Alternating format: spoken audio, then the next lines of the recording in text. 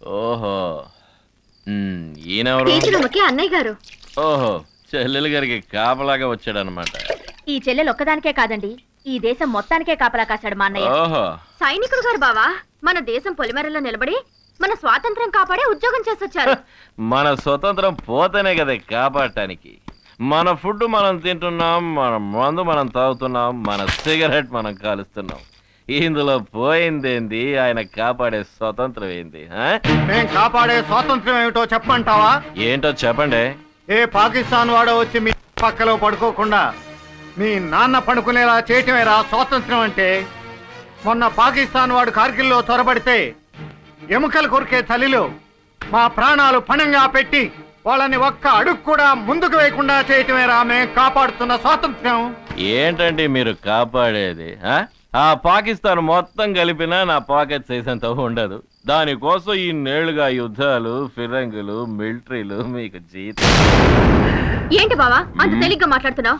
ఆయనకు ఆ యుద్ధంలో ఎడం చేయిపోయింది. అయ్యో, దేశం కోసం చేయి పోగొట్టుకున్నాడని గవర్నమెంట్ ఆయనకు మన ఊళ్ళో 5 ఎకరాల పొలం ఇచ్చింది.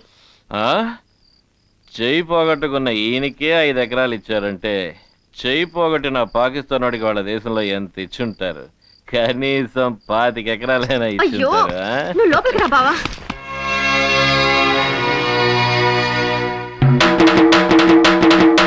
ఇందు మూలంగా గింజుపిల్లి వారి పాలన 50 మందికి తెలియజేయడమేమనగా, ఓటు లేని వాళ్ళు, ఓటు ఉన్నవాళ్ళు రచ్చబండ దగ్గరికి వచ్చి తమ పేర్లు నమోదు చేయించుకోవాల్సిందిగా కోరుతున్నామా.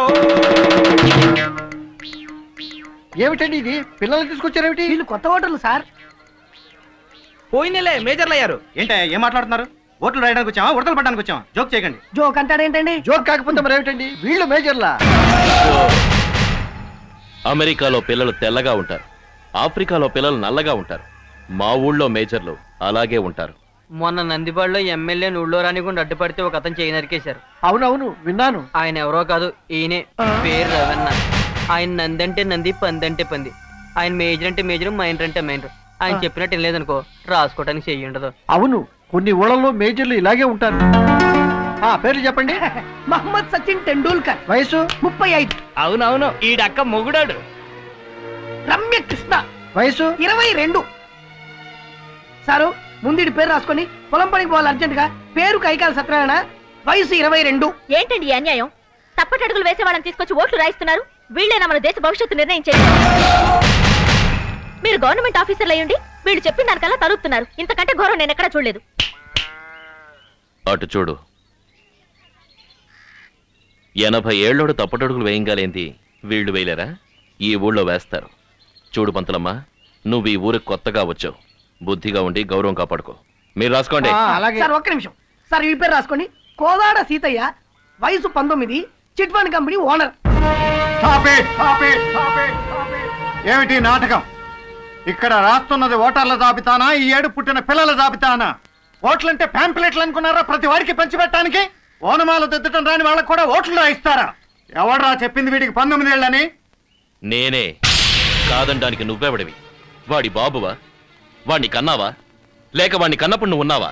ఈ ఊళ్ళో 19 ఏళ్ల కుర్రాడు సంఖ్యకి పాలు తాగుతాడా? నువ్వు తాగావా? చెప్పు. తాగాను. ఈ ఊళ్ళో అందరూ తాగుతారు. ఈ ఊళ్ళో 19 ఏళ్ల సంఖ్యకి పాలు తాగుతారు. 30 ఏళ్లకి అయ్య ఊళ్ళో పడుకుని పోస్తారు. ఈ ఊళ్ళో అన్ని ఇలాగే ఉంటాయి, స్పెషల్ గా ఉంటాయి. వేసుకున్న బయటకి కూర్చున్న పేటకి తేడా తెలియని పిల్లకి ఓటు పుట్టించి ప్రజాస్వామ్యాన్ని, మగతనం లేని వాడికి పెళ్లి చేస్తే పెళ్ళాం ఎలా పక్కదారి పట్టిపోతుందో, ఓటు విలువ తెలియని వాడిని ఓటర్ని చేస్తే ప్రజాస్వామ్యం అనాథలా పక్కదారి పట్టిపోతుంది. అలాంటి ప్రజాస్వామ్యాన్ని గంటకింతని వాడుకున్నట్టు వాడుకుంటున్నారు.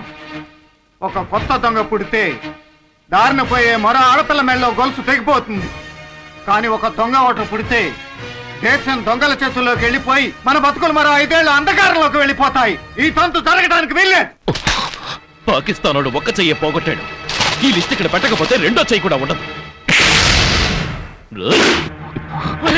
బాబు మీకో దండం, మీ ఓటర్లకో దండం. మీ గొప్పతనం తెలియక మా అన్నయ్య తొందరపడ్డాడు. మీ ఇష్టం వచ్చినట్టు 10 ఏళ్ల వాడికే ఓటు రాయించండి.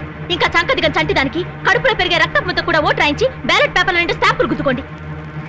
మనుషులు వేసే ఓట్లు చాలు అనుకుంటే చెట్లకి గేదెలకు కూడా ఓట్లు రాయించుకోండి. మీకు మీ ప్రజాస్వామ్యానికి ఓ పెద్ద నమస్కారం. గుద్దండి రా గుద్దండి. వేసేయండి రా వేసేయండి. అయ్యా అది చూడండి.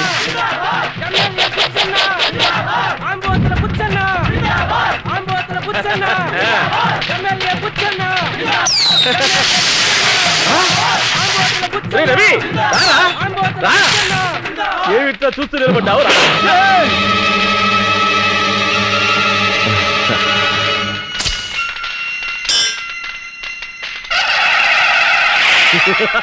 Ambothula Buchanna, tiger Buchanna, MLA Buchanna.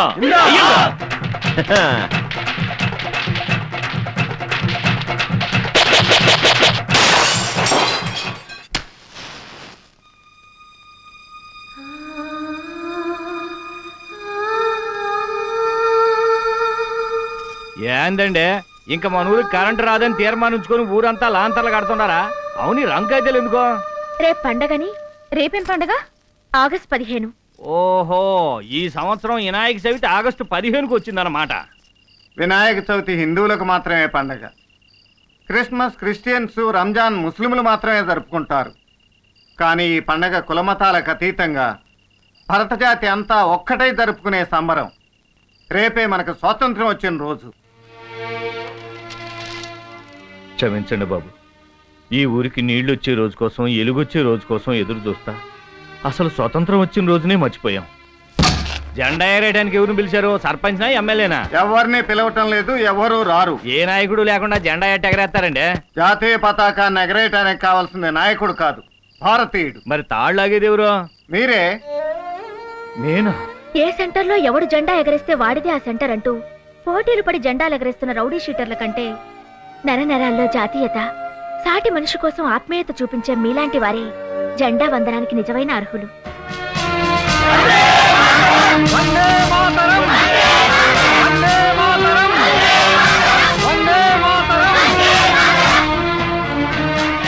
వాళ్ళతో మీరు రావడం లేదా? ఇప్పుడు చెప్పండి, వందే మాతరం.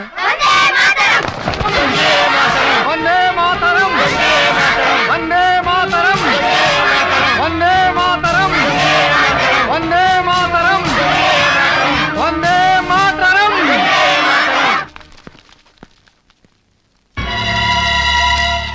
జెండా ఏమైందమ్మా?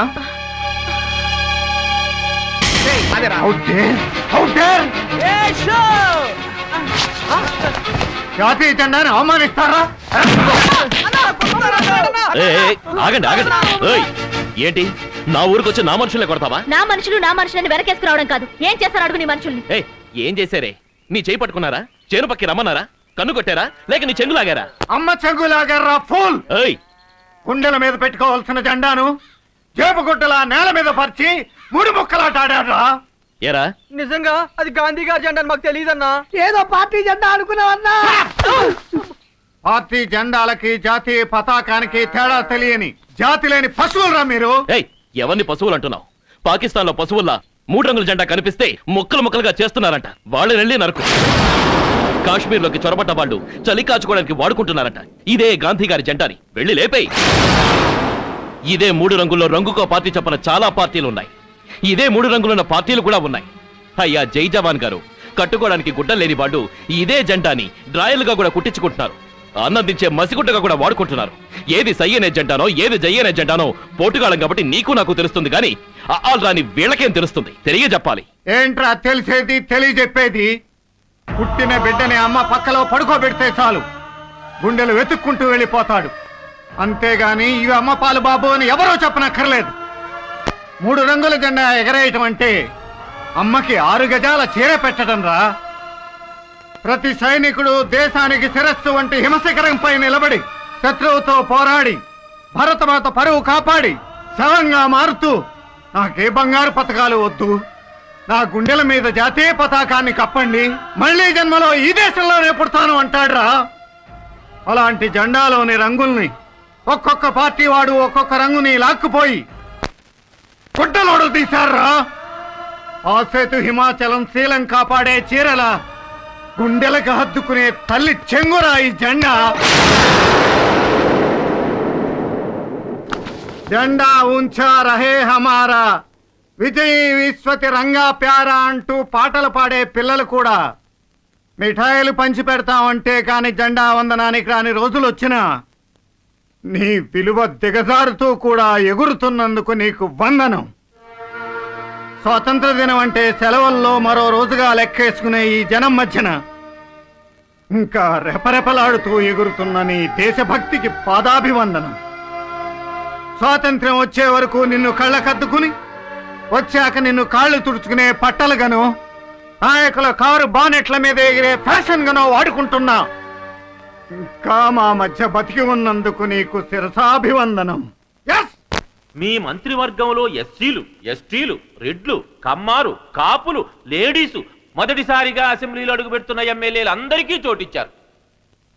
అలాంటిది మన పార్టీ జెండాకర్ర మొదటిసారిగా పాతిపెట్టినప్పటి నుంచి ఇదే పార్టీని అంటి పెట్టుకున్న వాణ్ణి, 5 సార్లు అత్యధిక మెజారిటీతో అసెంబ్లీలో అడుగుపెట్టిన వాణ్ణి, మీ క్యాస్టోన్ని నాకెందుకు చోటు కల్పించలేదండి? చోటు లేక, కల్పించడం ఇష్టం లేక? మంత్రి కావటానికి మనం పెట్టుకున్న అర్హత క్యాస్ట్ కాదండి, క్యారెక్టర్. సీనియారిటీ కాదండి, సిన్సియారిటీ. అంటే మీ ఉద్దేశం? నిజం మీకు తెలుసు, మాకు తెలుసు. మా నోటితో చెప్పిస్తే మీరు మాట్లాడటానికి ఉండదేమో. ముఖ్యమంత్రి గారు, ముఖ్యమంత్రిగానే అడుగుతున్నా. మీ నియోజకవర్గం అభివృద్ధి కోసం అంటూ లక్షల కొద్దీ నిధులు తీసుకెళ్లారు. వేలల్లో అయినా అక్కడ ఖర్చు పెట్టారా? కనీసం ₹1 అయినా ఫలానా ఊళ్ళో ఖర్చు పెట్టానని రుజువు చేయండి. ముఖ్యమంత్రి సీట్లో మిమ్మల్ని కూర్చోబెడతాం. ఏ మాట్లాడరు? చూడండి బుచ్చి మహేశ్వరరావు గారు, ఒక కుటుంబంలో ఒక తండ్రికి 10 మంది బిడ్డలుంటే అందులో ఒక బిడ్డ ఎంత వెధవగా పెరిగినా కూడా తండ్రి అతని కాదని బయటికి గెంటలేడండి. వాడి తలరాత అంతేలే అని సరిపెట్టుకుంటాడు. 25 ఏళ్లుగా పార్టీలో ఉంటున్న మిమ్మల్ని ఈ రోజు సడన్ గా సస్పెండ్ చేయటం భావ్యం కాదని, అదే మీరే అన్నారుగా సీనియర్ అని, అందుకే గౌరవించి వదిలేస్తున్నాం. కనీసం హుడా చైర్మన్ అయినా ఇవ్వండి, సర్దుకుంటాను. ఆ పదవి యోగ్యులకి నిజాయితీ పరులకి ఇద్దామని డిసైడ్ అయ్యాం. కుదరదయ్యా, ఎన్నిసార్లు చెప్పాలి? కుదరదంటే కుదరదు. వేరే కాలంలో అయితే పర్లేదు కానీ ఎండాకాలంలో చుక్క నీళ్లు కూడా తీసుకెళ్ళడానికి మేము ఒప్పుకో అంతే. గొంతుకో గుక్క నీళ్ళు ఇస్తే మీ ఆస్తులేం తరిగిపోలేవోయ్. తరిగిపోయినా పర్వాలేదు కానీ మీకు నీళ్ళు ఇచ్చామంటే మానోళ్ళు ఎండిపోతాయి. ఎంత ఎండాకాలం అయితే మాత్రం కడివే నీళ్ళు ఇమ్మంటే కాలువలు తవ్వుకుపోతున్నట్టు మాట్లాడతారేంటి? తలా కడివెడు నీళ్లు ఇచ్చుకుంటూ పోతే మాకు మిగిలేదు బావిలో మట్టే. అలా అని మా ఊరంతా ఎండగడతారా? మీ మీద జాలిపడి మీకు నీళ్లు ఇచ్చుకుంటూ పోతే రేపు మీరు మేము కలిసి పంపులున్న మరో ఊరెత్తుకోవాల్సి వస్తుంది. కుండే నీళ్ళు ఇస్తే మీ సొమ్మేద అరిపోయినట్టు మాట్లాడతారేంటి? రండి రండి, ఎట్లా ఎవరో చూద్దాం. ఆగండి. వాళ్ళు మనకు నీళ్ళు ఎందుకు ఇవ్వాలి? అదేంటండి, మన ఊళ్ళో చెరువులు బావులు లేకే కదా ఈడదాకొచ్చింది. నోర్మయ్, ఎవడికి వాడు చెంబే నీళ్ళ కోసం పక్కోళ్ళకి వెళ్ళి అడుక్కుంటూ అసలు మనకున్న హక్కుల్నే మర్చిపోతున్నారు. మనకి నీళ్ళు ఇమ్మని అడగాల్సింది మన ఊరు సర్పంచ్ని.